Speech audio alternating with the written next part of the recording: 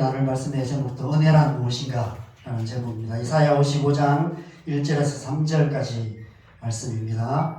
이사야 55장 1절에서 3절까지 말씀 우리 함께 한 목소리로 같이 읽겠습니다.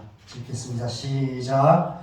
오라 너희 모든 목마른 자들아 물로 나오라. 돈 없는 자도 오라. 너희는 와서 사 먹되 돈 없이 값 없이 와서 포도주와 젖을 사라.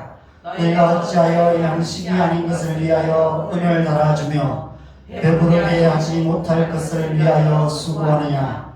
내가 듣고 들을지어다. 그리하면 너희가 좋은 것을 먹을 것이며 너희 자신들이 기름진 것으로 즐거움을 얻으리라. 너희는 귀를 기울이고 내게로 나와 들으라. 그리하면 너희의 영혼이 살리라. 내가 너희를 위하여 영원한 언약을 맺으리니 곧 다윗에게 허락한 확실한 은혜니라. 아멘.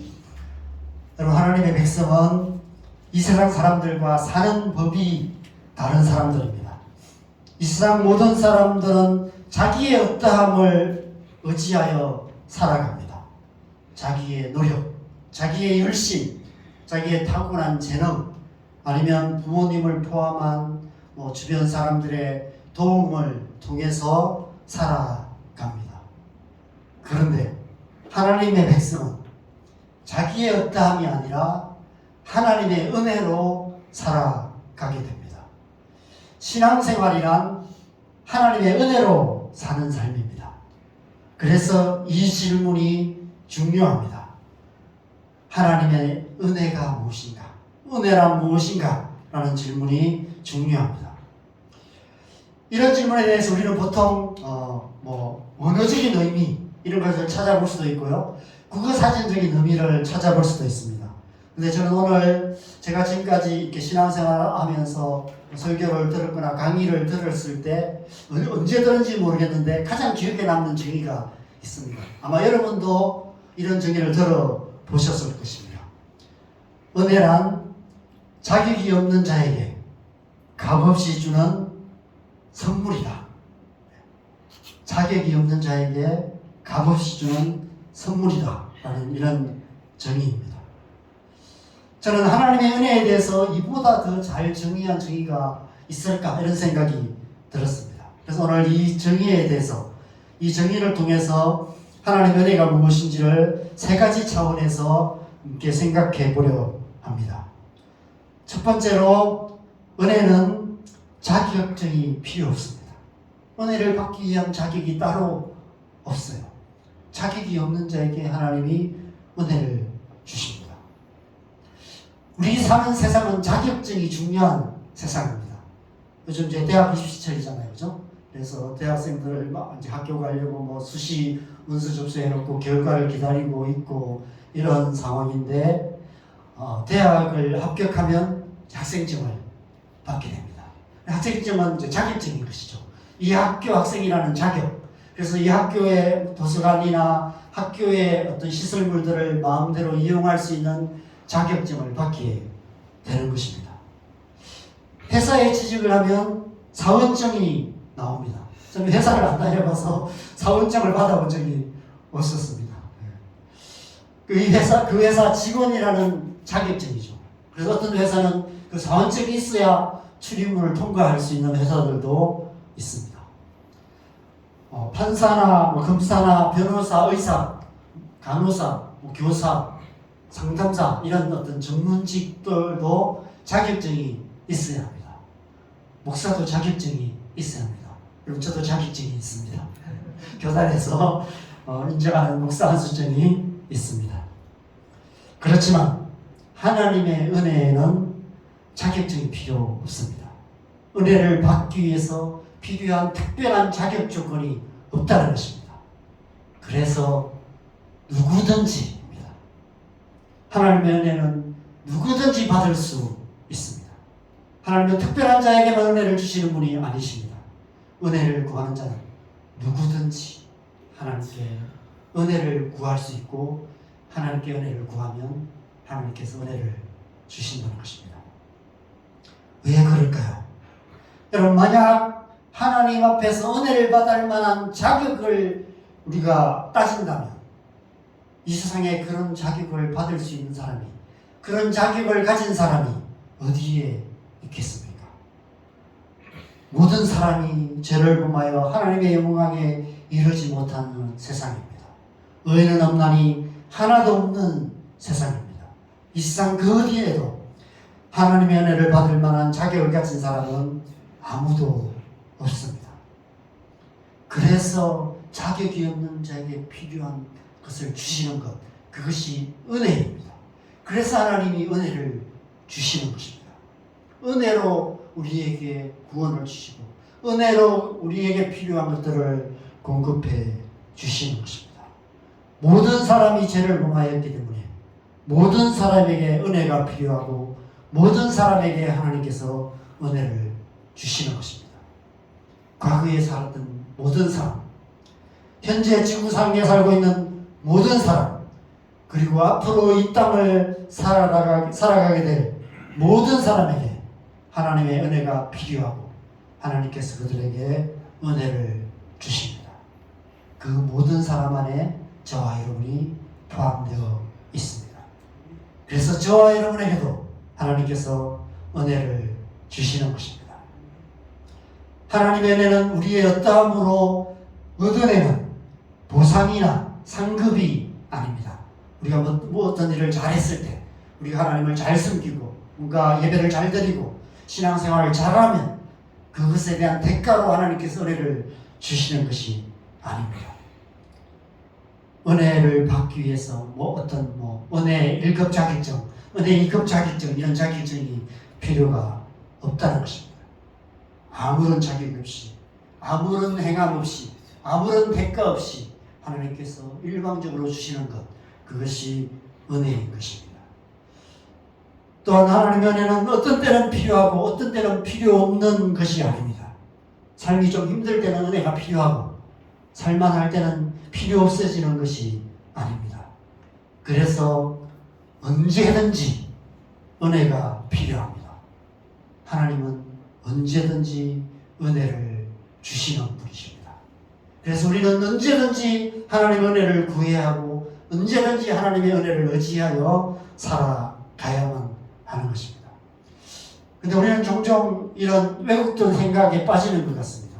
우리가 좀 잘 살면, 신앙생활 잘하면 하나님께서 큰 은혜를 주시고 반대로 좀 엉망진창으로 살면 하나님께서 은혜를 안 주실 거라고 생각하는 것 같습니다.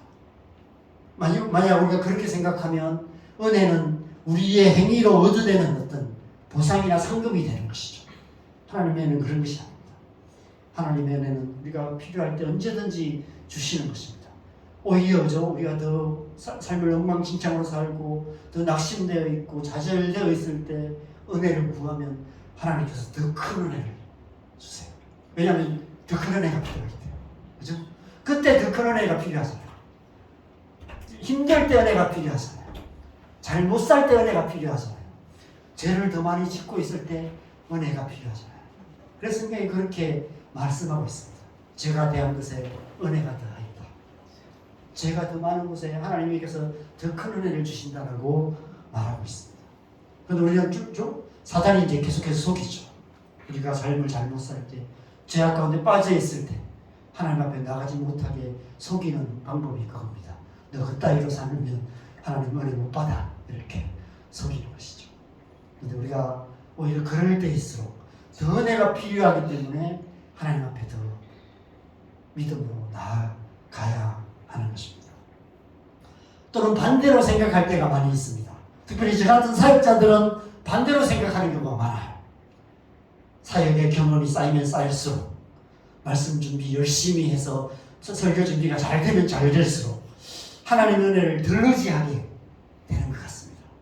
하나님의 은혜 없이도 내가 뭔가 할 수 있다는 것처럼 이렇게 생각하게 되는 것 같습니다. 나의 어떠함으로 하나님의 일을 하려고 하는 것 같아요. 굳이 하나님의 은혜가 없이도 내 힘으로 잘할 수 있다, 이렇게 생각하는 것 같습니다. 제가 사역을 해오면서 제일 당황스러웠던 때가 참 많이 있었습니다. 어떤 때는 정말 말씀 준비를 열심히 해서, 그죠? 말씀 준비를 잘 했는데 반응이 굉장히 신통치가 않아요. 별로 이렇게 뭐 말씀 좋았어요 이렇게 가요.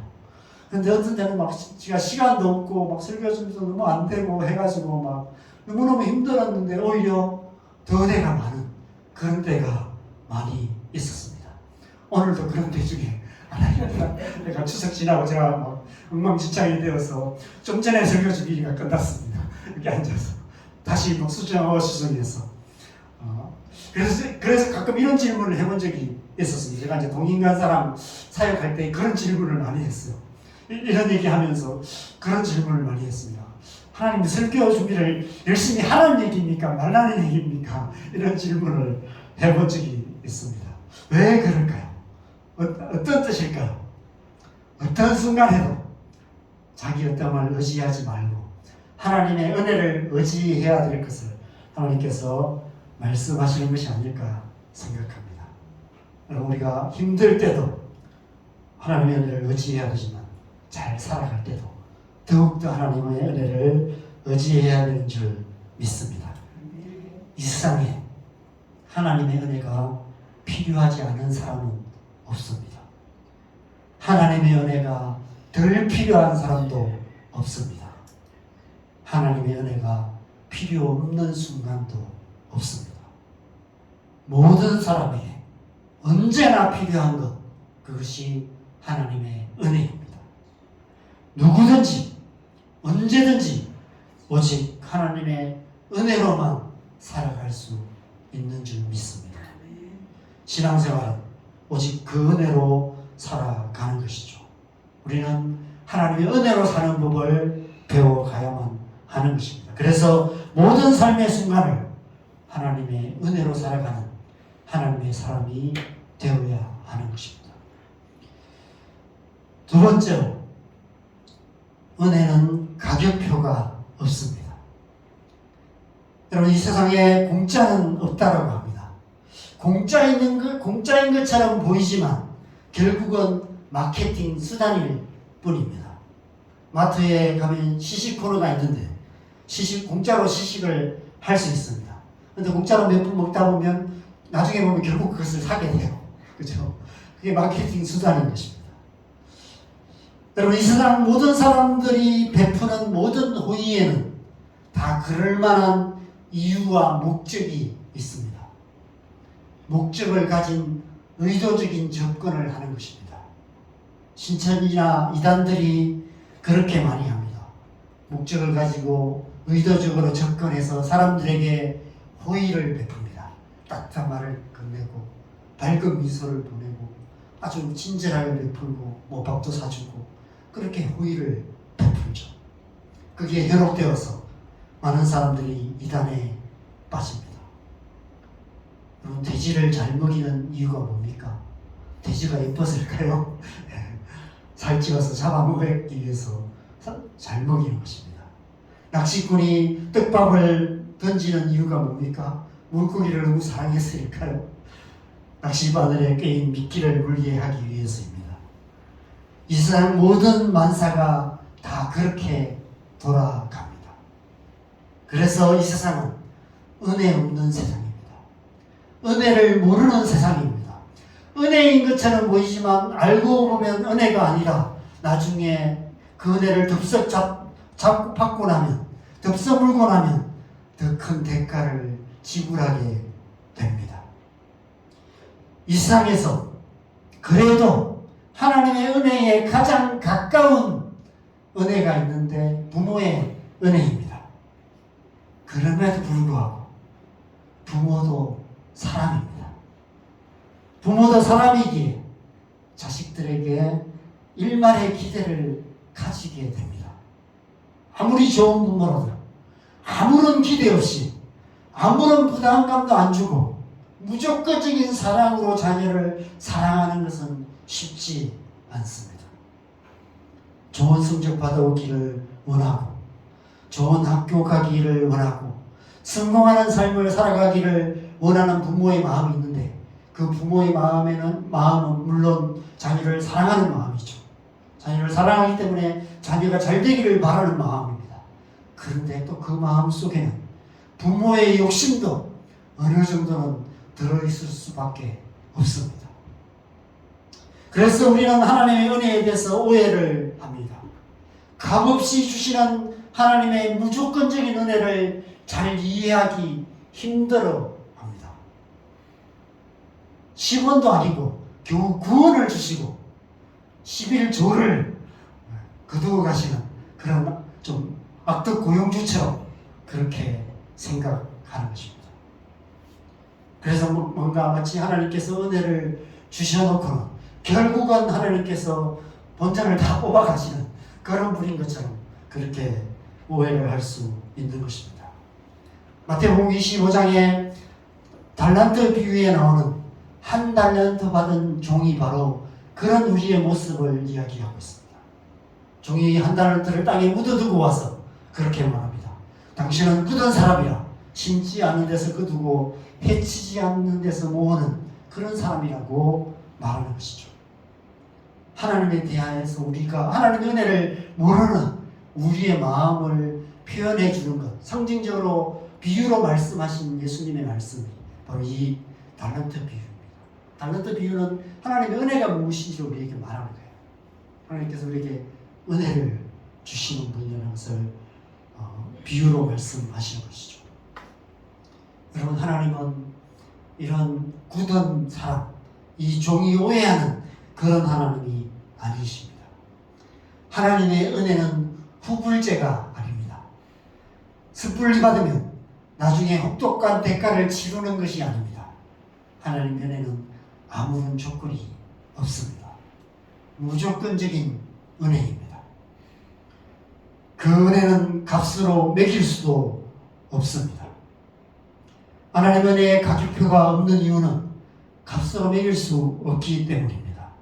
마태복음 18장에 1만 달란트 빚진 자의 비유가 나와요. 1만 달란트가 얼마나 되는가? 학자들이 막 그것을 연구를 많이 했습니다. 한 달란트가 순금으로 34kg 정도 된답니다. 그러면 1만 달란트면 순금 34,000 아시죠? 34만, 그죠? 34만 킬로가 됩니다. 여러분, 34만 킬로를 오늘날 금시세로 환산하면 얼마가 될까요? 요즘 금이 30만 원이 넘어가잖아요. 그죠? 그걸로 계산하면 대충 계산해도 30조가 넘어요. 30조의 빚을 지었다는 것입니다. 30조의 빚진 자를 탕감해 주었다는 것입니다. 그 30조라는 것은 그냥 우리가 우리의 힘으로 갚을 수 없는 그런 빚을 말하는 거예요. 무조건적인 은혜를 말하는 것입니다. 주인이 그 도무지 갚을 수 없는 빚, 값으로 계산할 수 없는, 돈으로 계산할 수 없는 그런 은혜를 베풀었다는 것입니다. 그 하나님의 은혜에 대해서 말하는 것이죠. 값없이, 조건 없이 주시는 것, 그것이 은혜라는 것입니다. 그럼 골동품 중에도 가격표를 매길 수 없는 골동품이 있다고 합니다. 국보로 지정되어 있는 것들은 가격을 매길 수가 없습니다. 이런 생각을 해봤어요. 여러분, 우리가 이제 이 세상에 있는 성경은 다 사본입니다. 발견된 것들도 다 사본이죠. 원본은 없어요. 가장 처음 성경이 언제 기록되었는지, 누가 기록했는지, 어떻게 기록되었는지 알 수가 없습니다. 가장 첫 번째 기록된 성경은 없습니다. 그것을 필사하고 필사해서 계속해서 몇 세대에 걸쳐서 필사해서 그 필사원 중에 우연히 발견된 쿰난 동굴에서 양치기가 항아리를 발견했는데 그 속에 두루마리가 있었는데 그게 보니까 성경 사본이었어요. 그런 것들이 발견된 것들이 조각들이 남아있는 것, 그런 것들을 모아서 지금의 성경이 있는 것입니다. 만약 성경 원본을 발견한다면 그 가격은 얼마가 될까요? 가격을 매길 수가 없을 것입니다. 가격표를 붙일 수가 없는 거예요. 그런데 여러분, 그보다 더 가치가 있는 것이 있습니다. 오늘날 이 세상은 그것을 너무 가치 없게, 무가치하게 생각하는 가치인데 바로 생명입니다.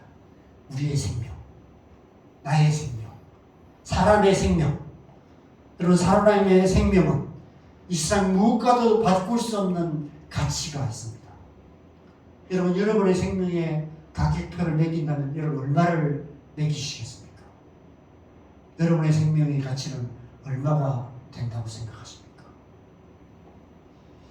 요즘 암을 치료하는 기술이 많이 발전되어서 암 치료의 길이 많이 열리고 있습니다. 요 근래 뉴스를 보니까 중입자라는 것을 가지고 중입자 치료기로 치료를 하면 암이 이렇게 치료되는 그런 뉴스가 나옵니다.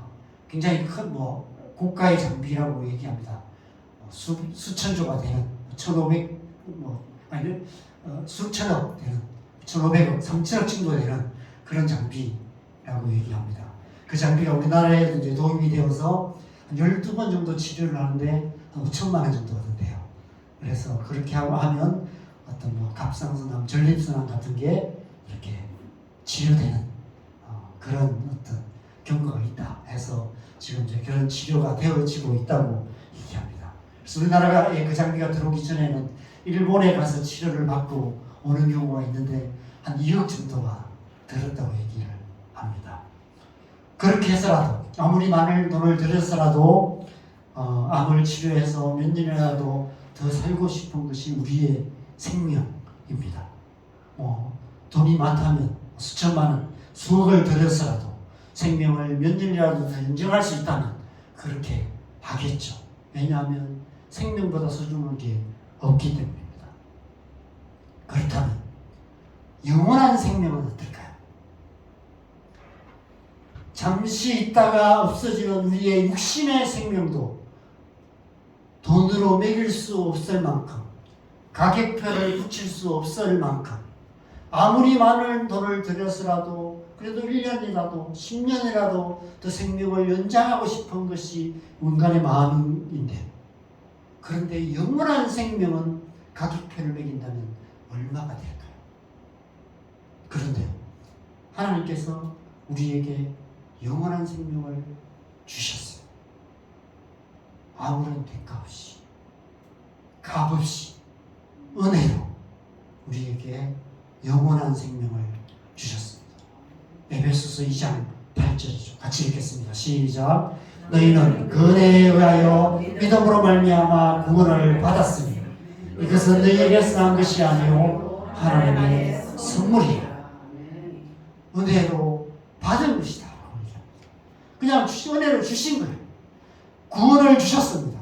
영원한 생명을 값없이 주셨어요. 값없이 주실 수밖에 없는 게 값을 우리가 지불할 수 없기 때문에 값없이 주신 것입니다. 그래서 하나님의 선물이라고 이야기하고 있는 것입니다. 그래서 은혜의 세 번째 정의가 바로 은혜는 선물이다라는 것입니다. 은혜는 자격이 없는 자에게 값없이 주시는 하나님의 선물입니다. 여러분, 선물이라는 표현 안에는 여러 가지 의미가 있습니다. 선물은 꼭 필요한 것을 줘야만 선물입니다. 별로 필요 없는 것을 주면 선물이 아니죠. 나한테 필요 없는데 그것을 줘봐야 그것은 선물이 될 수 없습니다. 아무리 좋은 것도 우리 집에 몇 개나 있으면, 그죠? 몇 개나 있는데 그걸 또 주면 그게 주는 사람에게는 좋은 선물일 수 있지만 받는 사람에게는 크게 좋은 선물은 아닐 수 있습니다. 그런 선물을 받으면 당근에 싼값에 팔아버릴 수 있습니다. 꼭 필요한 것이라면 작은 것도 좋은 선물이 될 수 있습니다. 하나님께서 우리에게 선물을 주시는데 우리에게 꼭 필요한 것을 주시는 것입니다. 가장 필요한 것을 주시는 것입니다. 가장 필요한 게 뭘까요? 죽을 수밖에 없는 우리, 영원한 심판으로 멸망할 수밖에 없는 우리, 인간이라는 존재에게 가장 필요한 것, 영원한 생명. 그것을 우리에게 주시는 것입니다. 가장 필요한 것, 가장 가치 있는 것, 가장 소중한 것, 그것을 우리에게 선물로 값없이 주시는 것입니다. 로마서 8장 32절에는 이렇게 말합니다. 같이 읽겠습니다. 시작. 자기 아들을 아끼지 아니하시고 우리 모든 사람을 위하여 내주시니가 어찌 그 아들과 함께 모든 것을 우리에게 주시지 아니하겠느냐. 하나님의 은혜가 이렇다 라고 말합니다. 은혜로 자기 아들까지 주신다 라고 말합니다. 사도행전 2장 28절도 같이 읽겠습니다. 시작. 은혜를 받자 이로 말미암아 경건함과 두려움으로 하나님을 기쁘게 섬길지니 또는 감사하자. 예, 제가 중간에 한 말씀을 빼먹었네요. 사도행전 2장 38절에 베드로가 이르되 너희가 회개하여 각각 예수 그리스도의 이름으로 세례를 받고 제사함을 받으라. 그리하면 성령의 선물을 받으리라 라고 말합니다. 성령을 선물로 주신다고 말합니다. 자기 아들도 주시고 성령을 선물로 주신다고 말합니다. 자기 아들까지 아끼지 아니하시고 내어주실 뿐 아니라 하나님 자신을 우리에게 내어주신다라고 말씀하고 있는 것입니다. 그것이 하나님의 은혜라고 말하는 거예요. 하나님 우리에게 그 은혜를 주시기를 기뻐하신다고 말합니다. 그러므로 우리가 흔들리지 않는 날을 받아서 이제 은혜를 받자라고 말합니다. 은혜를 받기만 하면 되는 것이죠. 그리고 감사하자라고 말합니다. 여러분, 은혜를 받기 위해서 우리가 해야 할 일이 뭘까요? 아무것도 없습니다. 그냥 손을 내밀어 받기만 하면 되는 거예요. 감사합니다 하고 쭉 절하고 하나님 감사합니다 하고 받기만 하면 되는 거예요. 여러분, 추석에 선물을 받으셨습니까? 그냥 선물은 받기만 하면 되는 거예요. 감사합니다 하고 받으면 되는 거예요. 선물을 주신 분들에게 그냥 감사합니다 라고 인사하고 감사로 받으면 되는 것입니다. 그것이 선물이에요. 선물을 받은 후에 뭔가 그만한 대가를 지불하지 않아도 되는 것입니다. 그냥 감사합니다 한마디면 충분한 거예요. 그래서 오늘 그렇게 말씀하고 있는 것입니다. 은혜를 받자, 감사하자, 그것이면 충분하다라고 이야기하는 것입니다.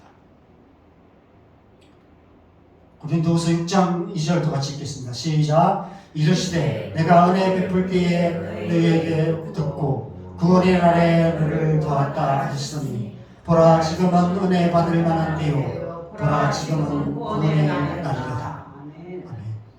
바로 지금 하나님께서 우리에게 은혜를 주신다라고 말합니다. 지금이 바로 은혜 받을 만한 때다.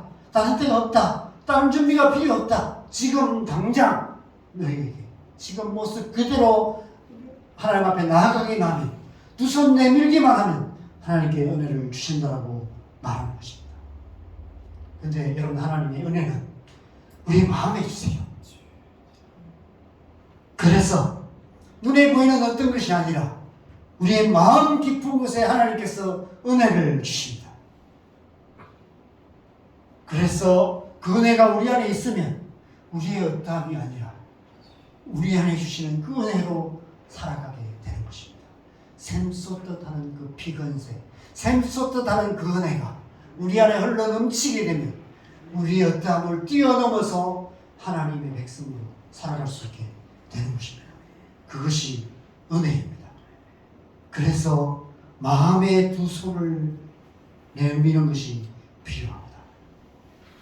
마음의 두 손을 내밀어서 하나님 은혜를 받기만 하면 되는 거예요. 두 손 내밀어 감사합니다라고 은혜를 받기만 하면 되는 것입니다. 그렇다면 여러분, 이 마음의 두 손은 어떤 의미를 가질까요? 한 손은 하나님의 은혜를 사모하는 겸손한 손입니다. 겸손한 마음이 필요해요.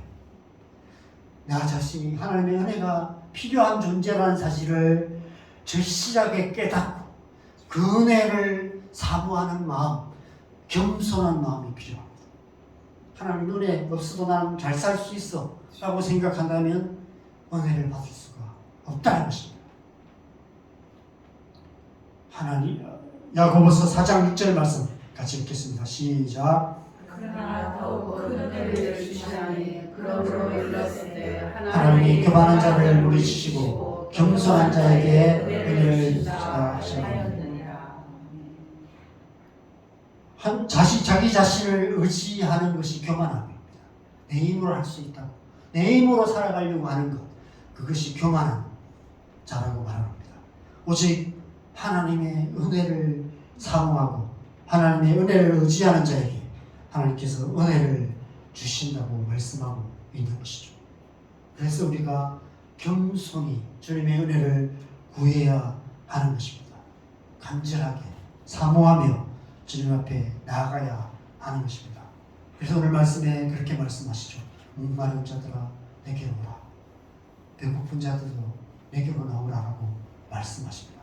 여러분 배고픔과 목마름, 여러분 그냥 단순하게 그냥 조금 목마른 것이 아니라 사막에서 정말 몇 달 며칠 물 한 방울도 마시지 못한 그런 목마름, 몇 날 며칠 동안 아무것도 먹지 못한 그런 배고픔, 그런 갈망을 가지고 그런 마음으로 주님 앞에 나오는 것, 그것을 말씀하고 있는 것입니다. 그런 마음으로 주님 앞에 손 내밀어 주님 내게 은혜가 필요합니다. 은혜를 주십시오라고 기도할 때 하나님께서 우리에게 은혜를 주신다고 말씀하고 있습니다.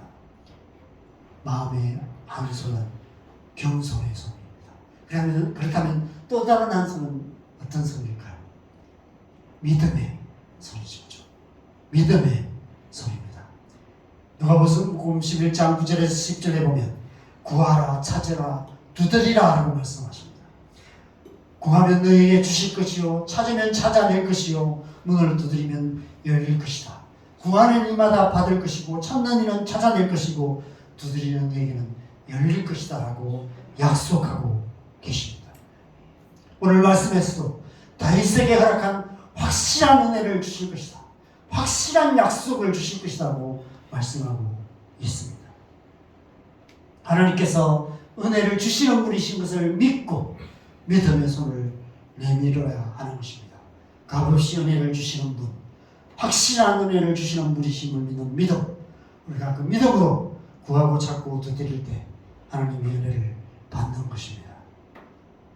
겸손히 믿음으로 하나님을 향해서 두 손을 내미는 것, 여러분 그것을 다른 말로 뭐라고 할까요? 기도라고 합니다.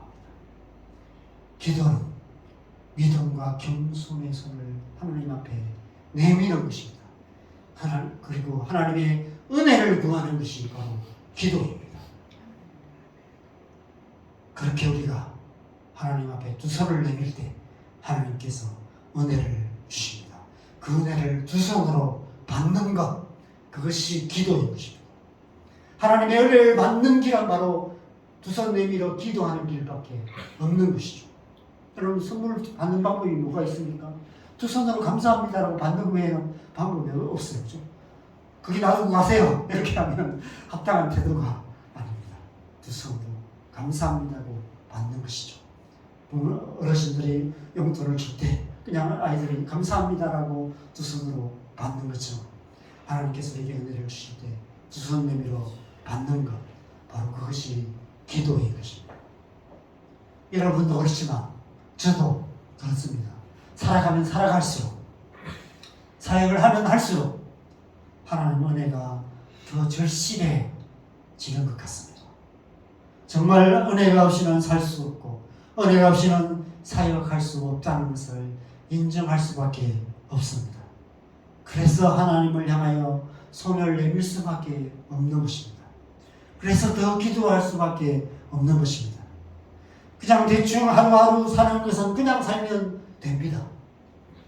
교회 사역도 그냥 프로그램 따라서 주어진 대로 그냥 하면은 못할 것도 없겠죠. 그런데 우리가 하나님의 백성으로서 이 시대 가운데 하나님의 백성답게 살기 위해서는 하나님의 은혜가 없이는 그렇게 살 수가 없습니다.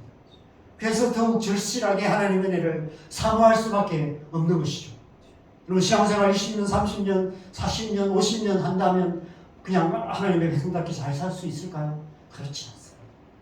날마다 하나님의 은혜를 받지 않으면 우리가 그렇게 살아갈 수 없어요. 그래서 우리가 날마다 하나님 앞에 나가서 기도하는 것 아니겠습니까? 날마다 은혜를 구해야 하는 것입니다. 교회도 마찬가지입니다. 이 시대에 교회가 교회답게 되기 위해서는 하나님의 더 큰 은혜를 구해야만 합니다. 엘리야에게 주시던 은혜를, 갑절의 은혜를 구했던 엘리사처럼 지금 이 시대는 우리 앞시대에 주셨던 그 하나님의 기름 부으심보다 더 갑절의 기름 부으심이 필요한 시대입니다. 교회 안에 갑절의 기름 부으심, 그 은혜를 주시도록 우리가 기도해야 하는 것입니다. 저는 개척교회를 시작했지만 하루에도 수십 번 낙심될 때가 있습니다. 내가 뭐하고 있나 이런 생각이 들 때가 더 많습니다. 그래서 더욱 하나님의 은혜를 구할 수밖에 없습니다. 지금 이 시대에 하나님 더 큰 은혜 주십시오라고 기도할 수밖에 없는 것이죠. 갑절의 은혜를 주셔야만이 이 시대에 교회가 교회될 수 있기 때문입니다. 히브리서 4장 16절 말씀 같이 읽겠습니다. 시작. 그러므로 우리는 긍휼하심을 받고 때를 따라 돕는 은혜를 얻기 위하여 은혜의 보좌 앞에 담대히 나아갈 것이니라. 언제 어디서 무엇을 하든지 어떤 상황에 처하든지 때를 따라 돕는 은혜가 우리한테 필요합니다. 하루하루 살아가는 순간순간 삶의 모든 순간에 하나님 우리를 도우시고 우리에게 필요한 은혜를 주십니다. 살다 보면 내 힘으로 해결할 수 있는 문제도 있고 부모님이나 주변 사람들의 도움이 필요하고 그 도움을 받아서 문제를 해결할 수 있을 때도 있습니다. 그런데 우리가 살아가는 삶의 대부분은 우리의 힘으로 해결해야 되고 내 혼자서 뭔가 해결을 해야 되고 근데 내 힘으로 해결할 수 없는 문제가 우리의 삶 속에 훨씬 많이 있습니다. 그러한 때 우리가 어떻게 해야 됩니까? 하나님 앞에 나아갈 수밖에 없는 것이죠. 하나님의 은혜를 구할 수밖에 없는 것입니다. 오직 하나님의 은혜밖에 없는 순간이 있습니다. 그래서 우리는 하나님의 은혜의 보좌 앞에 나아가야 하는 것이죠. 두 손 내밀어 하나님의 은혜 앞에 나아가 그 보좌 앞에 나아가 하나님의 은혜를 구해야 합니다. 내 삶에 하나님 이 삶의 시간들을 지나갈 수 있도록 내 삶의 장벽 앞에 있다면 내 삶에 어떤 장벽이 가로막혀 있다면 하나님 이 장벽을 뛰어넘을 수 있는 은혜를 주십시오 라고 구해야 하는 것입니다. 그렇게 할 때 하나님께서 우리에게 은혜를 주시는 것입니다. 은혜를 구하는 자에게 은혜를 주시는 분이 우리 하나님이시기 때문에 그렇습니다. 오늘 본문에서 마지막에 다윗에게 허락한 확실한 은혜니라 라고 말씀하고 있습니다. 그 확실한 은혜, 다윗에게 허락한 그 확실한 은혜가 예수 그리스도를 통해서 이 땅에 오셨고 예수 그리스도께서 우리에게 그 은혜를 약속해 주셨습니다. 그 은혜를 믿고 예수 그리스도의 이름으로 내가 무엇이든지 구하면 받게 될 거라고 약속하셨습니다. 그래서 우리가 예수 그리스도의 이름을 의지하여 하나님께 나가 기도할 수 있고 우리가 기도할 때 하나님께서 우리에게 그 은혜를 충분하게 부어주실 줄 믿습니다. 그러나 하나님 앞에 나아가 은혜를 구하시기 바랍니다. 그 은혜로 살아가시기를 바랍니다. 오늘 이 시간 그 은혜가 저와 여러분 가운데 충만하시기를 주님의 이름으로 간절히 축원합니다. 우리 함께 좀 찬양하겠습니다. 오늘도 제가 유튜브로 찬양을 준비했습니다. 은혜 아니면 살아갈 수 없네. 이 찬양을 제가 준비를 했는데 잘 될지 모르겠습니다. 네. 여기 나오는 찬양을 우리 함께 하면서 오늘 에클레시아라는 찬양팀이 찬양하는 것인데 어떤 카페에서 찬양을 하는 것 같아요. 그 찬양팀에 청년들이 많이 참여해서 찬양을 합니다.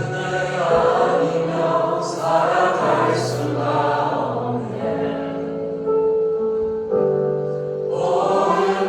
오늘마저도 다 주의 것이니 하나님의 은혜를 사모하면서 찬양을 하시겠습니다. 세상 변화와 이런